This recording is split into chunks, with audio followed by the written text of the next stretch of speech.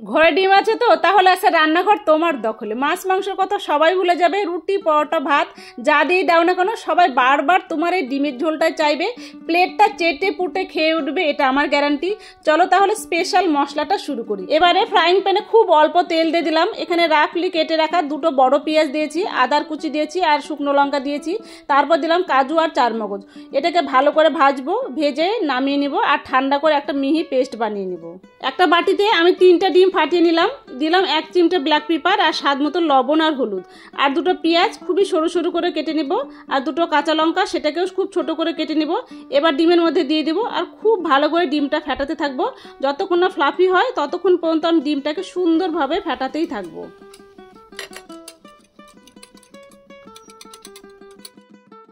ডিমটা ভালো ফেটানো হয়ে গেছে, এবার তেল গরম করে ঢেলে দিলাম ডিমটা।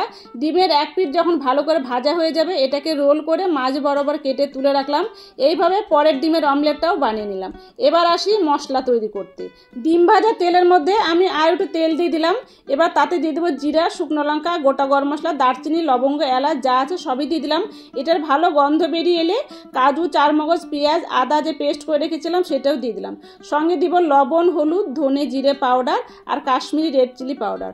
মশলাগুলোকে ভালো করে কষিয়ে নিব সুন্দর করে, যতক্ষণ না কষানো হচ্ছে। অল্প জল দিয়ে দিব বাটি ধোয়া, যেন মশলাটা ভালো করে কষানো হয়। এবার আমি ঢাকা দিয়ে দিয়ে ভালো করে কষাবো, যেন তেলটা চারিদিকে না ছিটে। যখন দেখো মশলাটা সুন্দর কষানো হয়ে গেছে তখন আমি যে আগে থেকে টমেটো পেস্ট করে রেখেছিলাম সেই টমেটো পেস্টটা দিয়ে আবারও ভালো করে কষাতে থাকবো ঢাকা দিয়ে দিয়ে। যতক্ষণ না ভালো কষানো হচ্ছে ততক্ষণ পর্যন্ত কষাতে হবে, নাহলে কিন্তু রান্নাটা একদম ভালো হবে না।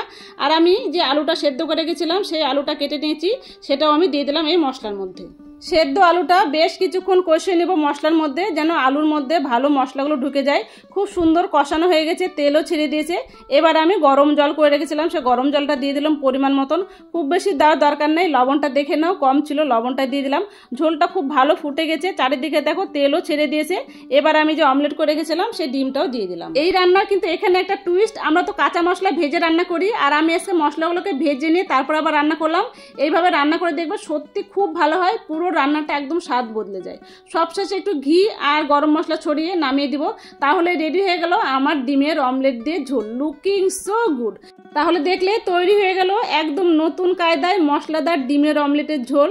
খেয়ে দেখো, একবার নয় বারবার খেতে মন চাইবে।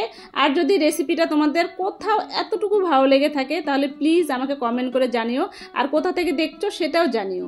আমার খুব প্রিয় ঝুমা পাল বর্মন এর আগের ভিডিওতে কমেন্ট করেছে, কাকিমা তোমার এই মিষ্টি কুমড়ার ডোগা রান্নাটা আমি অনেক দিন আগে খেয়েছিলাম, খুব সুন্দর হয়েছিল। Thank you Jhuma.